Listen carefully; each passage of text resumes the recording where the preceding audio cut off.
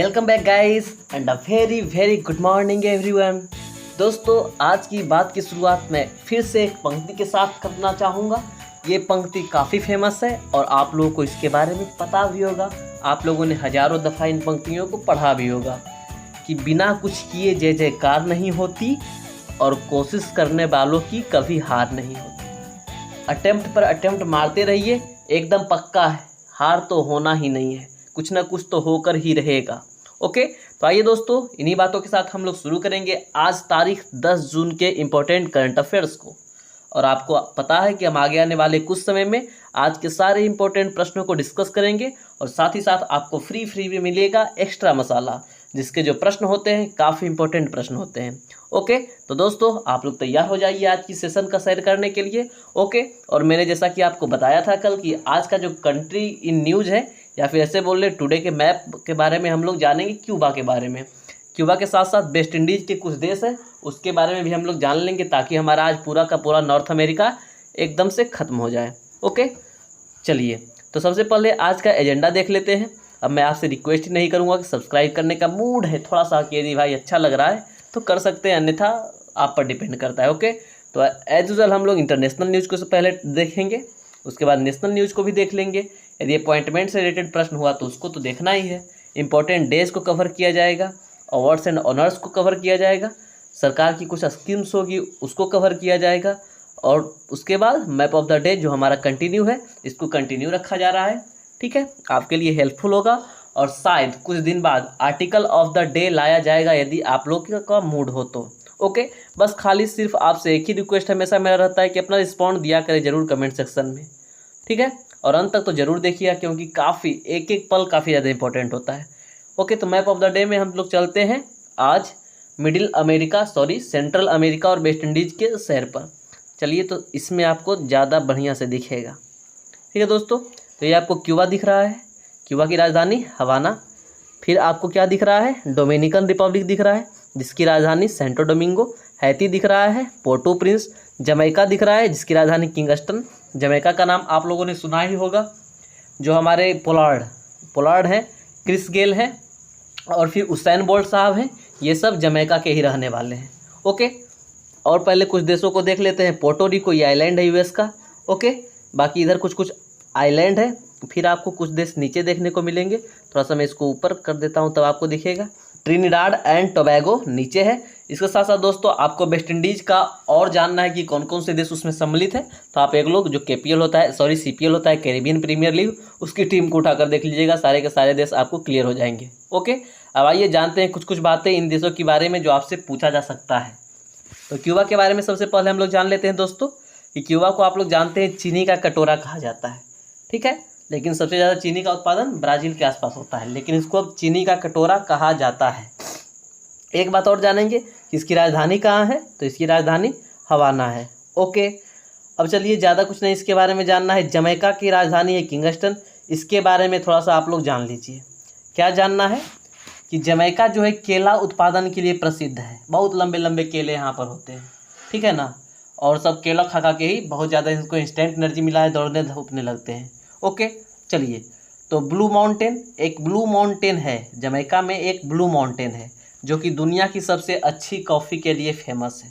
ठीक है, तो ध्यान रखिएगा, कुछ पॉइंट्स ये जो आपके लिए इंपॉर्टेंट है, आपके एग्जाम्स में पूछे जाते हैं, इसलिए उसको ही बताया जा रहा है।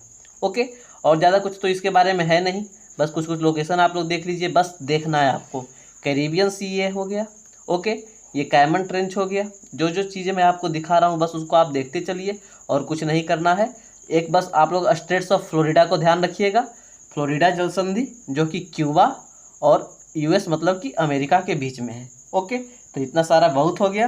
और थोड़ा सा गल्फ ऑफ मैक्सिको को भी आप लोगों को ध्यान रखना है कि यहाँ दो टाइप के आते हैं साइक्लोन, जैसे हम सब के पास जो आता है उसको साइक्लोन कहते हैं, तो उधर दो टाइप के साइक्लोन आते हैं, एक हरिकेन होता है और एक टॉर्नेडो होता है।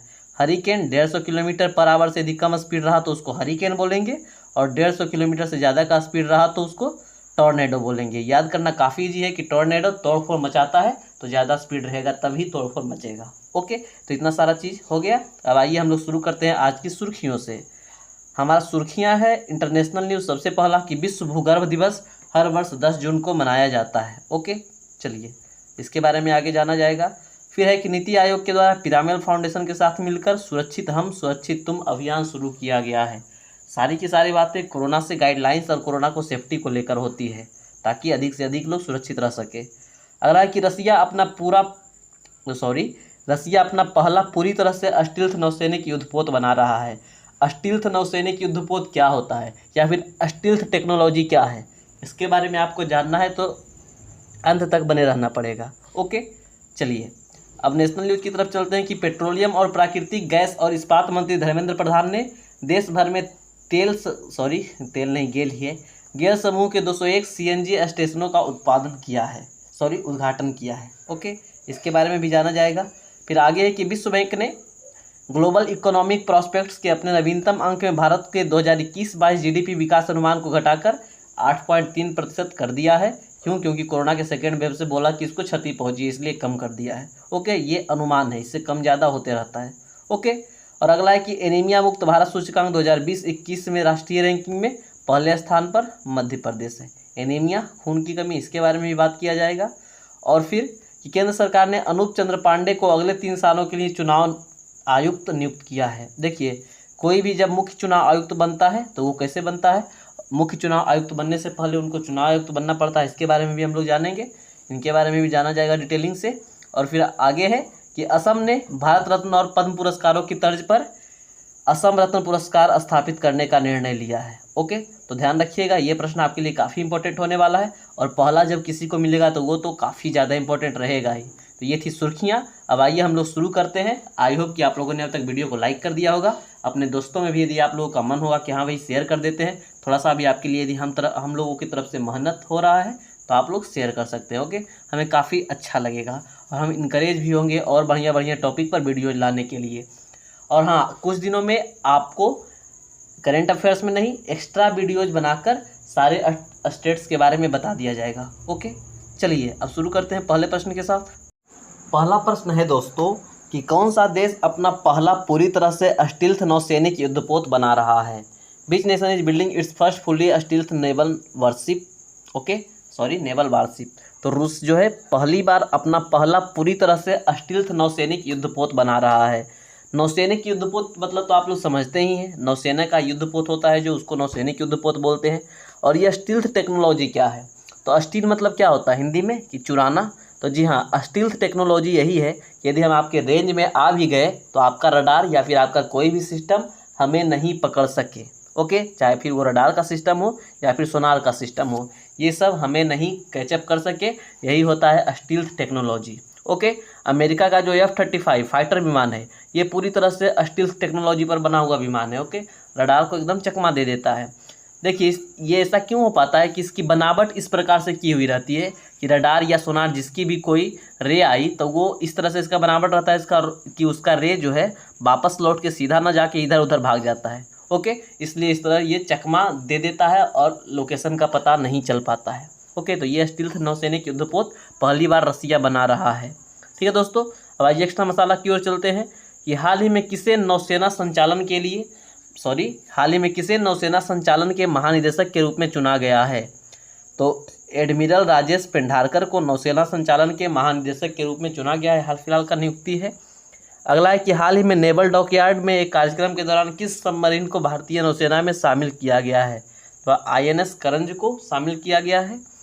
ठीक है, अगला है कि हाल ही में किस भारतीय नौसेना हवाई स्टेशन पर एक मेडिकल ICU स्थापित किया गया है। तो ये INS हंस पर स्थापित किया गया है। फिर है कि प्रधानमंत्री मोदी ने केरल के कोच्चि में INS गरुड़ नेवल स्टेशन में कितने करोड़ की परियोजनाओं को अनावरण किया है। तो ये 6100 करोड़ की परियोजनाओं का अनावरण किया गया है INS Garuda naval air station, जो कि केरल के कोच्चि में स्थित है।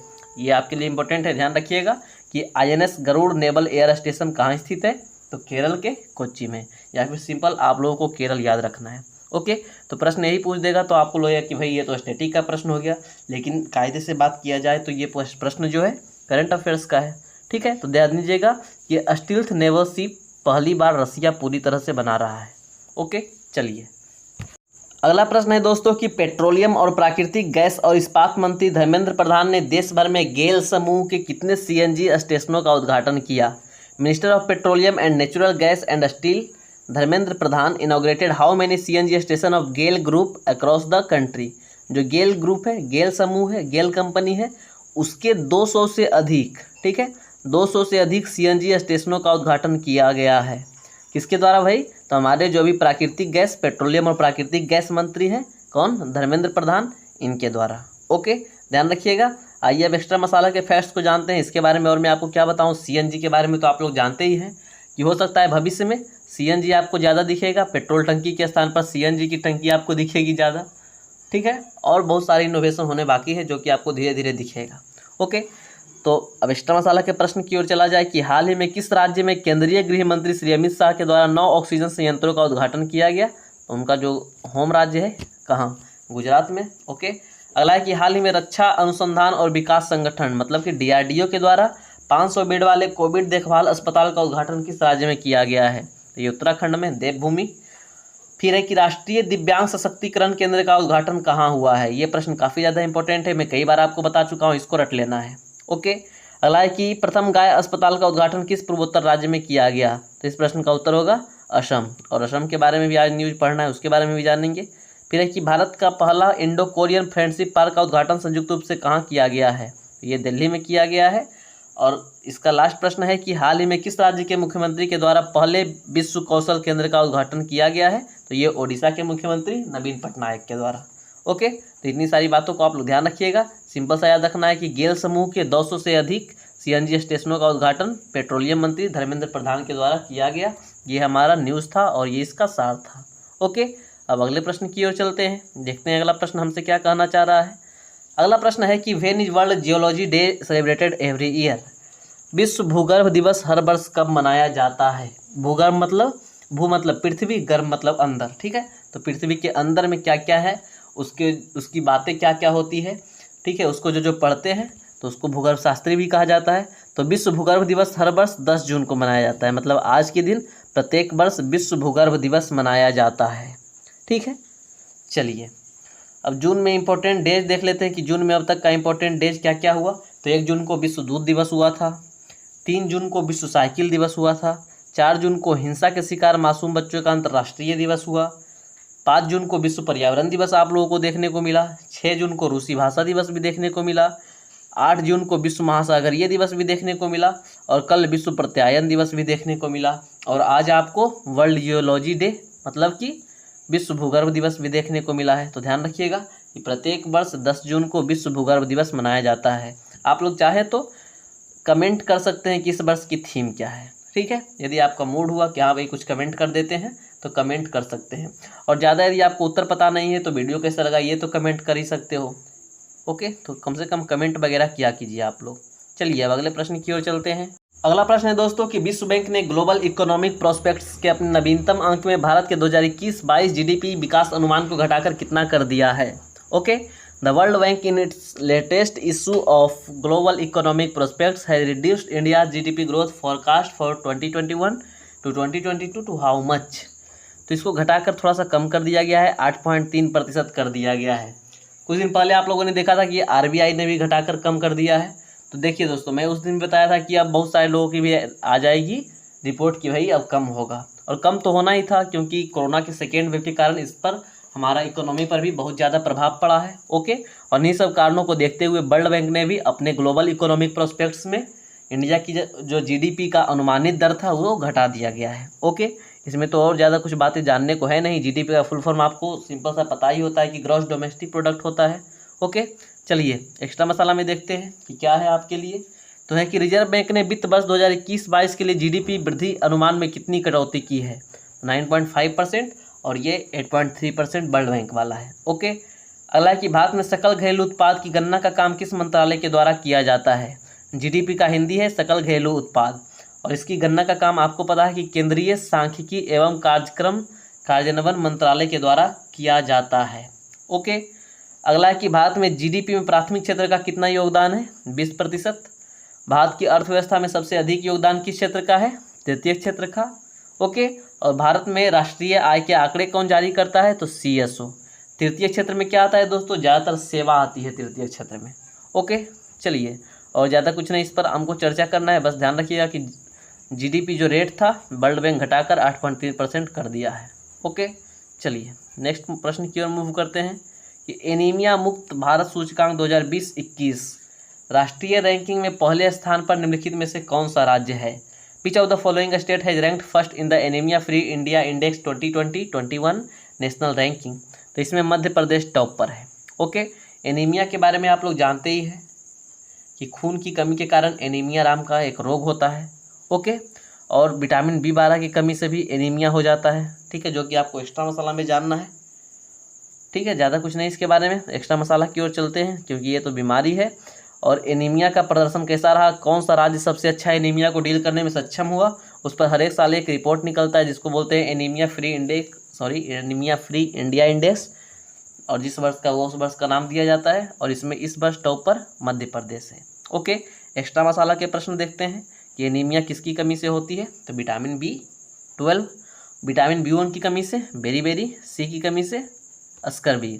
कौन सी बीमारी फफूंद या कवक के कारण होती है? तो ये तो कई बार मैंने आप लोगों को बताया था, दमा, एथलीट, फूट, खाज, ये सब जो होता है सब कवक के कारण होता है, फफूंद के कारण होता है। ओके, जितना है कि कौन सी बीमारी प्रोटोजोआ के कारण होती है? तो मलेरिया, पायरिया, पेचिस। ओके, ये सब जो है रोग, ये सब प्रोटोजोआ के कारण होती है। बहुत सारे लोग को पूछा जाता है कि हाँ भाई बताओ मलेरिया किसके कारण होता है, तो वो जीवाणु विषाणु में पहुंच जाते हैं। जी नहीं, मलेरिया होता है प्रोटोजोआ के कारण, लेकिन उसका वाहक मतलब वो किसके थ्रू होता है? तो वो मादा एनोफिलीज मच्छर के थ्रू होता है। ओके, तो ये ध्यान देने की बातें हैं कि किसके थ्रू होता है और किससे होता है, ये दो अलग अलग बातें हैं। ओके, तो ये था एनीमिया मुक्त भारत सूचकांक 2020-21 जिसमें मध्य प्रदेश टॉप पर है। नेक्स्ट क्वेश्चन है कि केंद्र सरकार ने निम्नलिखित में से किसे अगले 3 सालों के लिए चुनाव आयुक्त नियुक्त किया है? Okay, Who among the following has been appointed by the central government as the election commissioner for the next 3 years? देखिए, इलेक्शन कमीशन मतलब कि चुनाव आयोग में होता क्या है कि एक मुख्य चुनाव आयुक्त होते हैं, 2 अन्य चुनाव आयुक्त होते हैं। ठीक है, तो जो एक अन्य चुनाव आयुक्त थे सुशील चंद्रा, उनको प्रमोट करके अब चुनाव आयुक्त बना दिया गया है। उनके जगह पर जो एक वैकेंसी रिक्त हुआ, उनके जगह पर अभी हाल फिलहाल में अनूप चंद्र पांडे को लाया गया है। एक और कौन है, उनका नाम आप लोग बताइएगा। ओके, अभी वर्तमान में मुख्य चुनाव आयुक्त कौन है? सुशील चंद्रा है, जैसा कि मैंने आप लोगों को बताया, सुशील चंद्रा है। ओके, और एक अन्य चुनाव आयुक्त तो अनूप चंद्र पांडे हुए। दूसरे अन्य चुनाव आयुक्त कौन है, ये आपको कमेंट करके जवाब देना है। ठीक है, चलिए अब एक्स्ट्रा मसाला की ओर चलते हैं कि निम्नलिखित में से किसे 2 साल के लिए CBI निदेशक के रूप में नियुक्त किया गया है? तो SK जायसवाल, सुबोध कुमार जायसवाल जी को। अगला है कि राष्ट्रीय मानवाधिकार आयोग के नए अध्यक्ष के रूप में किस सर्वोच्च न्यायालय के पूर्व न्यायाधीश को बनाया गया है? तो अरुण कुमार मिश्रा। इस सब प्रश्न काफ़ी डिटेलिंग से आपको कराया गया था। अगला है कि हाल ही में पूर्वोत्तर राज्य की पहली महिला वित्त मंत्री, तो अजंता नियोग। हाल ही में नए मुख्य चुनाव आयुक्त के रूप में किसने पदभार ग्रहण किया है? तो सुशील चंद्रा। ओके, और हाल ही में असम राइफल्स के 21वें DG के रूप में किसने पदभार ग्रहण किया है? तो लेफ्टिनेंट जनरल प्रदीप चंद्र नायर। ओके, इन्होंने ये पदभार ग्रहण किया है। ठीक है, ध्यान रखिएगा। थोड़ा सा आगे बढ़ने के पहले प्रश्न को रिकैप करता चलूँ कि भाई अनूप चंद्र पांडे जी को अगले 3 सालों के लिए चुनाव आयुक्त नियुक्त किया गया है। चुनाव आयुक्त के बाद फिर प्रमोशन मिलके मुख्य चुनाव आयुक्त हो जाता है। ओके, चलिए अब चलते हैं अगले प्रश्न की ओर। ज़्यादा कुछ बातें इसमें तो है नहीं बताने को। देखते हैं नीति आयोग कुछ किया है, उसके बारे में पढ़ लेते हैं थोड़ा सा कि सुरक्षित हम सुरक्षित तुम अभियान पीरामल फाउंडेशन और किस संगठन के द्वारा शुरू किया गया है? द सुरक्षित हम and Surakshit Tum Abhiyan has been launched by Piramal foundation and which organisation? तो नीति आयोग ने पीरामल फाउंडेशन के साथ मिलकर एक कैंपेन शुरू किया गया है, एक अभियान चालू किया है जिसका नाम है सुरक्षित हम सुरक्षित तुम। ओके, किसके द्वारा? नीति आयोग के द्वारा। नीति आयोग के बारे में 1-2 बात जान लीजिए कि ये लागू कब से है? तो 1 जनवरी 2015 से। उसके पहले क्या था भाई? तो उसके पहले इसके स्थान पर योजना आयोग था। नीति आयोग का जो चेयरमैन होता है वो कौन होता है? प्रधानमंत्री होता है। तो अभी वर्तमान में नीति आयोग के चेयरपर्सन कौन है? नरेंद्र मोदी जी हैं। ओके, अब देखिए एक्स्ट्रा मसाला के प्रश्न इसमें क्या है आपके लिए कि अशोका यूनिवर्सिटी और bill and Melinda Gates foundation के साथ साझेदारी करके पोषण ज्ञान को किसने लॉन्च किया है? तो ये भी नीति आयोग का कारनामा है। ओके, अगला है कि हाल ही में किस राज्य के शासित प्रदेश में लोगों का टीकाकरण करने के लिए एक टीकाकरण अभियान जहां वोट वहां टीकाकरण शुरू किया गया है? ये आप लोगों ने कल ही पढ़ा, केजरीवाल भैया की ये कहानी है कि जहां वोट वहां टीकाकरण। ओके, अगला है कि भाग्य लक्ष्मी योजना किस राज्य में शुरू किया गया? तो ये तो उत्तर प्रदेश का था। कम होते लिंगानुपात को लेकर ये बनाया गया था नियम, या फिर ये एक योजना शुरू किया गया था। ओके, अगला है कि हाल ही में किस राज्य केंद्र शासित प्रदेश में छात्रों के लिए यूनटेब योजना शुरू की गई है, ये कल भी हुआ था लद्दाख में। और एक कि हाल ही में किस राज्य में नौकरी की संभावनाओं को बढ़ावा देने के लिए नॉलेज इकोनॉमी मिशन शुरू किया गया है, तो ये केरल में। ओके दोस्तों, ये था एक्स्ट्रा मसाला और ये प्रश्न था कि सुरक्षित हम सुरक्षित तुम अभियान। ध्यान रखना है कि नीति आयोग अकेले नहीं, पीरामल फाउंडेशन के साथ मिलकर शुरू किया है। ओके, चलिए आपको एक और काम दे देता हूँ कि आप लोग नीति का फुल फॉर्म बताइए। नीति आयोग में जो नीति है उसका फुल फॉर्म बताइए। ओके, अब आइए लास्ट प्रश्न शायद आज का होना चाहिए ये कि भारत रत्न और पद्म पुरस्कारों की तर्ज पर किस राज्य की कैबिनेट ने डैश रत्न पुरस्कार स्थापित करने का निर्णय लिया है। तो दोस्तों, असम की सरकार ने भारत रत्न और पद्म पुरस्कार के तर्ज पर, मतलब कि उसी के नक्शे कदम पर चलते हुए असम रत्न पुरस्कार लागू करने का निर्णय लिया है। ओके, भारत रत्न की तर्ज पर असम रत्न पुरस्कार दिया जाएगा और जब पहली बार किसी को दिया जाएगा तब वो आपके लिए और ज़्यादा इंपॉर्टेंट होगा और तब भी ये न्यूज़ कवर की जाएगी। ठीक है, चलिए असम की एक बात जानते हैं एक्स्ट्रा मसाला में कि कोकराझार जिले में असम का 6ठा राष्ट्रीय उद्यान कौन सा बना है। तो रायमोना, ये तो 2-3 दिन से चर्चा हो रही है इसके बारे में। फिर अगला प्रश्न है कि at night all blood is black उपन्यास के लिए अंतर्राष्ट्रीय बुकर पुरस्कार जीतने वाला पहला फ्रांसीसी उपन्यासकार कौन बने हैं। तो ये डेविड डायोब बने हैं, इनके बारे में बताया गया था आप लोगों को। फिर है कि पालतू प्रजातियों के संरक्षण की व्यक्तिगत श्रेणी में भारत जैव विविधता पुरस्कार 2021 से किसे सम्मानित किया गया है। तो ये साजी एनएम को किया गया है। अगला है कि प्रतिष्ठित एनी अंतर्राष्ट्रीय पुरस्कार 2020 के विजेता कौन है। तो CNR राव है। ओके, फिर नेक्स्ट है कि हाल ही में स्पेन ने सामाजिक विज्ञान श्रेणी का सर्वोच्च पुरस्कार प्रिंसेस ऑफ ऑस्ट्रियस अवार्ड से किस भारतीय को सम्मानित करने का निर्णय लिया है। तो ये अमर्त्य सेन को, पूर्व अर्थशास्त्री, नोबेल पुरस्कार विजेता भी रह चुके हैं। ओके, अगला है कि किस व्यक्तित्व को 2021 का इंटरनेशनल इनविंसिबल गोल्ड मेडल प्रदान किया जाएगा। तो ये रमेश पोखरियाल निशंक को प्रदान किया जाएगा और ये न्यूज़ थोड़ा पुराना भी हो गया इसलिए अब ये ट्रेंड से हट जाएगा। ठीक है दोस्तों, तो ये था आज का करंट अफेयर्स का सेशन। अब हम लोग चलेंगे finally question of the day की ओर। कल का प्रश्न काफ़ी इजी प्रश्न था।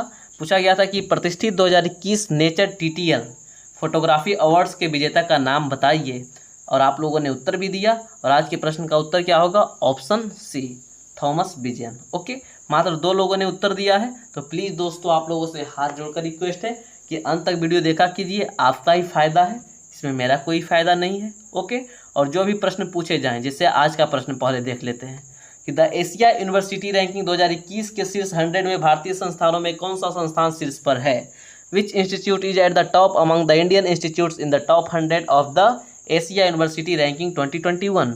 तो जिस तरह से ये प्रश्न पूछा गया है, तो इसके उत्तर यदि आपको आते हैं तो उत्तर जवाब दीजिए, नहीं आते हैं तो नहीं भी लिख सकते हैं कि हाँ भाई मुझे नहीं आता है। ओके, तो आपको 3-4 प्रश्न आज पूछा गया है, वो सब प्रश्नों का जवाब दीजिए, आपके जवाब का इंतजार रहेगा। दोस्तों, कुछ भी रिस्पॉन्ड किया कीजिए कमेंट सेक्शन में कि हाँ ये यहाँ पर कमी है या यहाँ पर ये ज़्यादा हो रहा है। ओके, आपकी जितनी भी बातें होगी मैं सहर्ष स्वीकार करूँगा। ओके दोस्तों, तो अपना ख्याल रखिएगा, मिलता हूँ आपसे अगले दिन अगले करंट अफेयर्स के सेशन में। जय हिंद, it's Shivam signing off, bye.